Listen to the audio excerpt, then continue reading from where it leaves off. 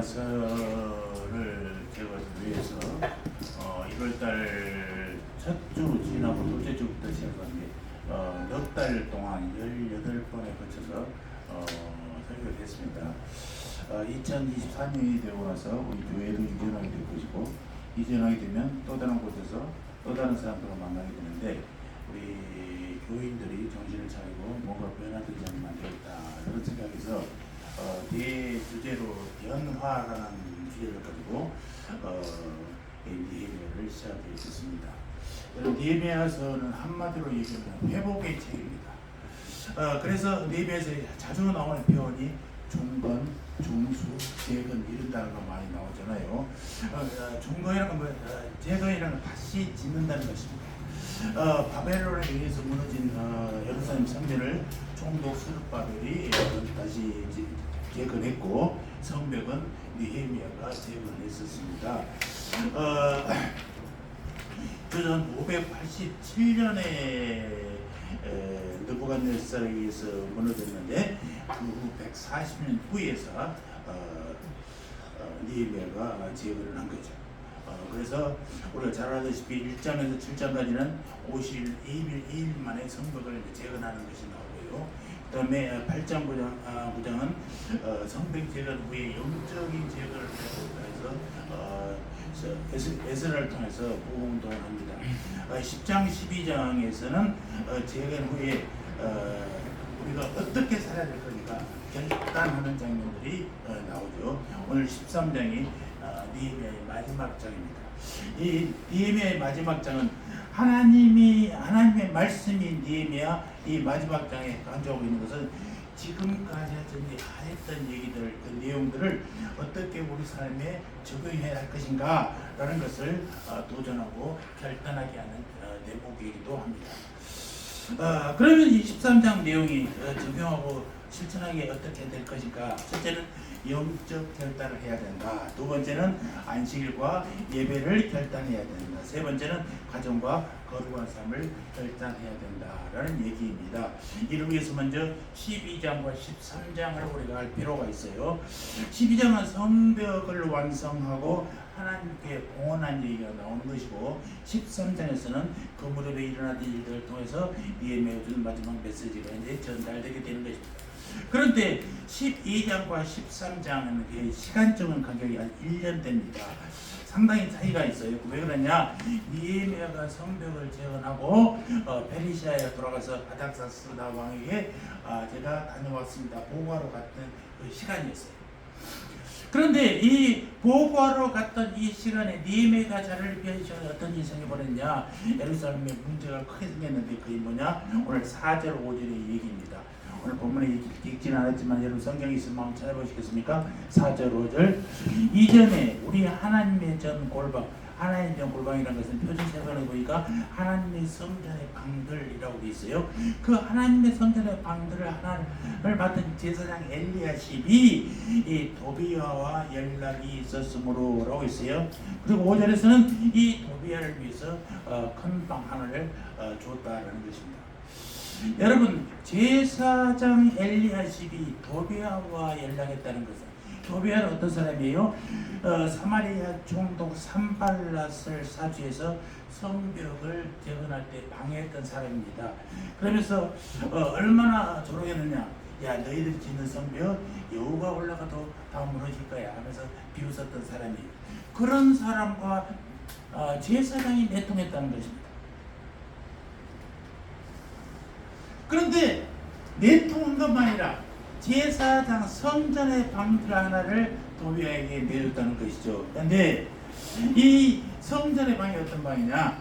바로 성전에 예배를 위해서 준비했던 것들을 보관하는 방입니다. 그걸 다 채버리고 도비야에게 준 거죠. 그러니까 완전히 정권에게 방을 하나 내줄 꼴이 되어버렸지 않습니까? 상당히 이게 문제가 있어요. 왜냐?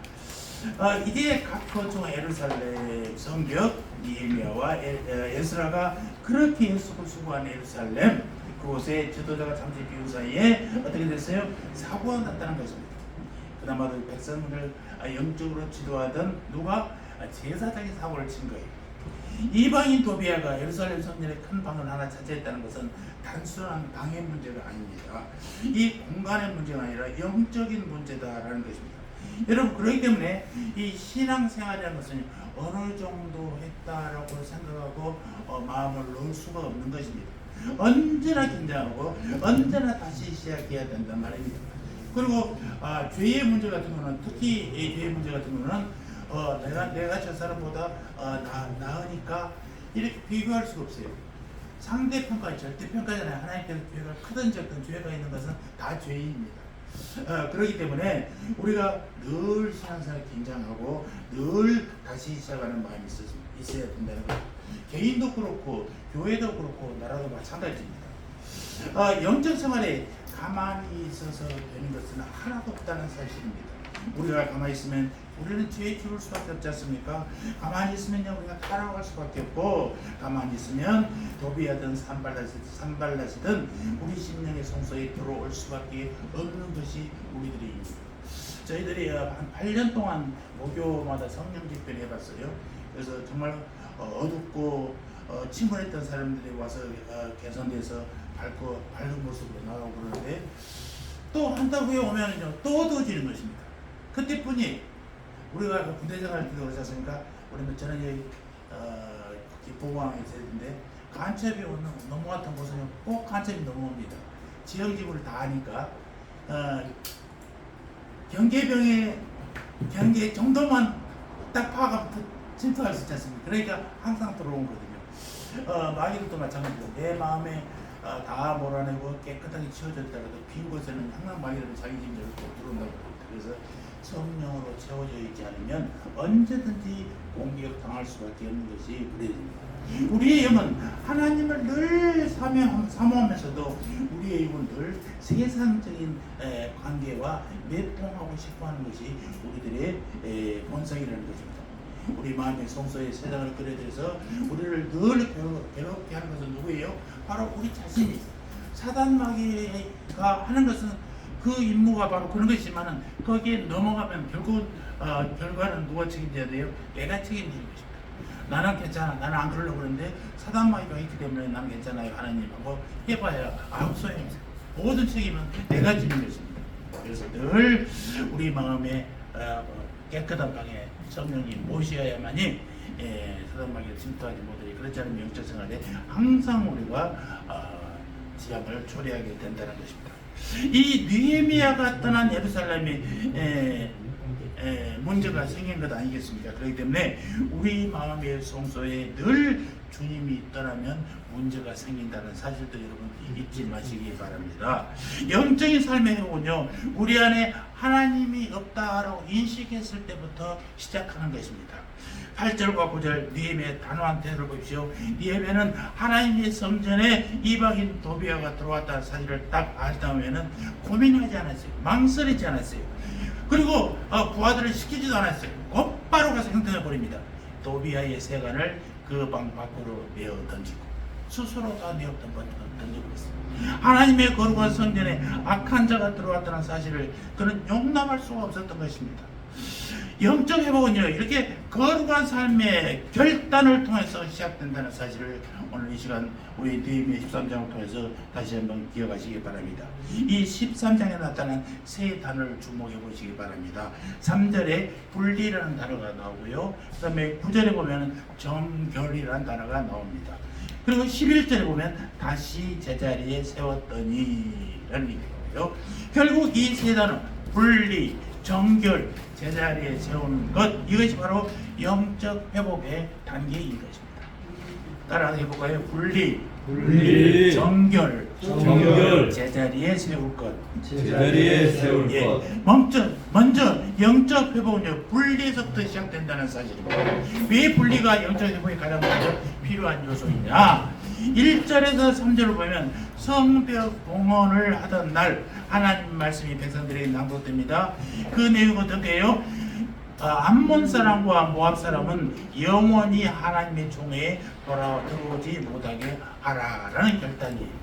하나님이 정말 미워서 모압 사람들과 암몬 사람들이 아니라 모압 사람과 암몬 사람이 저지른 죄, 이걸 싫어하는 것입니다. 죄는 하나님과 절대로 공존할 수 없어요. 그러므로 우리가 매일 해야 되는 것은 이 죄들과 자신을 분리하는 일, 이것이 먼저 있어야 된다라는 사실입니다.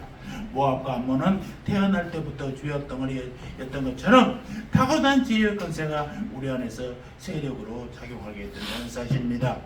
어떤 사람은 게으름으로 나타나기도 합니다. 어떤 사람은 욕심으로 나타나기도 합니다. 어떤 사람은 괴팍한 성격으로 나타나기도 하고, 어떤 사람은 나도 모르게 나오는 그 나쁜 습관적인 언어들로 나오게 되는 것이고, 어떤 사람들은 어떤 일에 대해서 쉽게 포기해버리는 이런 연약한 마음으로 나오게 되기도 한다라는 것입니다. 이런 것들을 우리 마음에서 분리해야 됩니다. 잘라내야 된다는 것입니다. 날마다 하나님의 편이 아닌 것은요, 자신으로부터 분리해야 됩니다. 이게 영적 회복의 시작이에요. 우리 안에 있는 모압과 암몬을 날마다 쳐내지 않으면은 우리가 영적 회복이 되지 않습니다. 영적 회복의 두 번째 단계는 뭐예요? 정결이라고 했어요. 구절을 보시기 바랍니다. 구절에 뭐라고 하냐? 명하여 그 방을 정결케 하고 하나님의 전에 김명 그릇이죠. 소재물과 유황을 다시 그리로 들여놓았느니라. 분리가 죄에서 자신을 구별하는 일이라면, 정결은 부정한 나를 하나님의 은혜로 깨끗게 해서 하나님 닮아가게 하는 것이다 라는 것입니다. 분리가 없애는 것이라면요, 정결은 채워 넣는 것이에요. 분리가 세상과 떨어지는 것이라면 정결은 하나님과 연합되게 하는 것이다 라는 것입니다. 보십시오. 도비아가 있었던 성전방이 어떤 방이었습니까? 13장 5절을 보니까 하나님을 예배할 때 쓴 각종 기물과 제물과 11조와 감사 예물들이 가득한 방이었다라고 그랬어요. 이 방이 하나님을 예배하기 위한 기구들로 채워져 있었는데 도비아가 싹 치워버리고 자리를 잡고 있던 거 아니겠습니까? 그래서 만일 도비아가 계속해서 그 방을 차지하고 있었다면 예배가 되겠습니까? 하나님을 예배할 수가 없는 것입니다. 그래서 먼저 그 방에서 도비아를 쫓아내야 되는 것입니다. 그래서 그것도 니에미아가 스스로 자기 손으로 다 치워버린 거죠. 하나님의 전에 그것은 하나님의 말씀을 의미합니다. 소재물은 예배잖아요. 유황은 기도예요. 하나님의 말씀과 예배와 기도는 우리의 영혼을 정결케 하고 하나님을 닮아가게 하는 거룩한 소재물들입니다. 오늘도 우리가 귀한 시간을 내서 새벽에 나와서 예배 드리는 것도 우리가 늘 하나님을 닮아가고 하나님의 자녀가 되기를 원하는 것입니다. 오늘 우리가 세례 시간 때 목사님들이 세례할 때 안수하면서 하는 용어가 있어요. 예수를 믿어 하나님의 자녀가 된 홍길동에게 내가 성부와 성자와 성령의 이름으로 세례를 주노라, 이렇게 하거든요. 예수님을 믿어서 하나님의 자녀가 된 우리가 늘 하나님의 자녀로서 살아남기 위해서 말씀 보고 기도하고 죄에서 멀리하는 것, 이것이 우리들이 해야 될 가장 중요한 일이라는 것입니다. 그래서 늘 교회는 예배하고 기도하고 말씀을 통해서 날마다 정결케 된다라는 것입니다. 예배는 누구를 위한 것이에요? 하나님을 위한 것입니다. 저는 연합예배를 단체 생활하니까 많이 하는데, 우리 경찰서에서 대판 한번 우리 선배님 목사님인데 저보다 한 10살이라는 선배님 싸웠어요. 어떤 건 예배 순서 때문에. 아니 꼭 예배 때 축사를 하고 뭐 격려사를 하고 이렇게 해요. 제발 나눕시다. 1부는 예배마다 드리고 끝나고 나서 2부 행사하면 박수를 치든지 선물을 주든지 얼마나 좋아. 근데 이 양반은요, 그게 뭐 그냥 정통적으로 패키지는 안 되는 거예요. 예배 시간에 무슨 박수를 치고 축사를 하고 선물 줘요. 저는 그거 정말 싫어하거든요. 우리 노예에서도 항상 분리해서 합니다. 예배 딱 드리고 나서 마음껏 그러면서 교제하는 건 할 수 있는데 예배 순서에 대해서 문제가 있어요. 여러분, 그래서 요즘에는 광고 자체도 예배 순서에서 빼고 있는 교회도 많습니다. 예배 시작하기 전에 광고를 하든지 아니면 예배 끝나고 광고하든지 이런 교회도 많이 있어요. 광고까지도 예배에 포함돼서 안 된다고 하는 목사님부터 계신단 말입니다. 그래서 뭐예요? 예배는 오직 하나님을 위해서만 드려야 된다라는 조각이기 때문에 그렇습니다. 여러분들 교회 오면 마음이 편안하니까 교회 옵니까? 물론 편안하면 좋죠. 그러나 자기 만족을 위해서 교회에 오서는 안 된다는 것입니다. 행복보다, 나의 행복보다 더 높은 가치, 그것이 거룩이기 때문에 그런 것이에요. 거룩은 정결을 통해서 하나님을 닮아가는 것입니다. 하나님의 말씀과 예배와 기도로 날마다 그리스도의 장성한 분량으로 자라가는 것, 이게 바로 거룩이에요. 도비아가 있었던 방 싹 치워버리고 도배를 쫓아내고 하나님을 모신 방으로 다시 꾸미는 것, 이게 중요합니다. 자, 그럼 세 번째는 그렇게 될 때 이런 축복이 오는 거 있죠. 11절 마지막 말씀이요. 11절 한번 읽어볼까요? 시작. 곧 레위 사람들을 불러 모아 다시 제자리에 세웠더니, 다 같이 다시 제자리에 세웠더니. 다시 제자리에 세웠더니. 비어 있는 것은 비어 넣어서는 놔서는 안 됩니다. 다시 제자리에 채워놔야 됩니다. 회복은 다른 것이 아니에요. 다시 제자리에 세우는 것이에요. 원래 하나님이 서 있기를 원했던 곳으로 다시 돌아가는 것, 이게 회복이란 말입니다. 원래 하나님이 우리가 서 있기를 원하는 그 모습대로 서 있는 것, 이게 회복이에요. 이것은 개인이나 교회나 다 마찬가지입니다. 개인도 우리가 영적으로 분리되어야 되고, 그 다음에 정결되어야 되고, 그리고 다시 제자리에 서 있어야 됩니다. 모두에도 말씀드렸듯이 내 마음속에 있는 사단 마귀를 다 몰아내고 깨끗해졌으면 성령님으로 가득 채워지지 않으면 언제나 다시 사단 마귀들은 들여다봅니다. 들어갈 곳을 찾고 있어요. 그 일을 성령님으로 가득 채우시기 바랍니다. 그래야 우리가 거룩한 우리들의 모습이 될 것입니다. 교회도 마찬가지예요. 지금까지 버리지 못했던 그 과감하게 버리고 하나님의 은혜로 세워져서 하나님이 원하시는 제자리에 서 있게 되는 것이 중요하단 말입니다. 참 저는 이 개혁주의 신학을 공부한 걸 참으로 자랑스럽게 생각합니다. 그래도 다른 교다 신학이 안 좋다는 게 아니라 내가 공부한 신학이 자랑스럽다는 거예요. 우리의 개혁주의 신학의 가장 장점은 뭐냐? 잘못됐다고 생각하면 바로 바꾸는 거예요. 바로 바꾸는. 제가 부목사 할 때 우리 목사님하고도 성경 토론하면서 한번 소리했던 게 뭐냐면, 계시록의 마지막 장면에 보면은 새 하늘과 새 땅이나 다라고 나오잖아요. 새 하늘과 새 땅은 어떤 땅이에요? 더러운 세상 다 없애버리고 하나님이 새로운 땅, 새로운 하늘을 우리에게 주신 겁니까? 절대 그렇지 않습니다. 예전에 목사님들은 다 그렇게 알고 있었어요. 저도 청년 때는 그렇게 알고 있었어요. 그러면 뭐가 문제냐? 하나님의 전능하심이 손상되는 거예요. 하나님의 만드신 땅, 하나님 만드신 창조주가 잘못됐다는 거 아니에요. 절대로 그렇지 않아요. 하나님은 완전하신 분이에요. 전지하신 분이에요. 그걸 단지 사단 마귀들이 덮고 있는 걸 깨끗이 걸어내는 거예요. 그래서 다시 원래의 상태로 돌아가는 거예요. 이게 새 하늘과 새 땅입니다.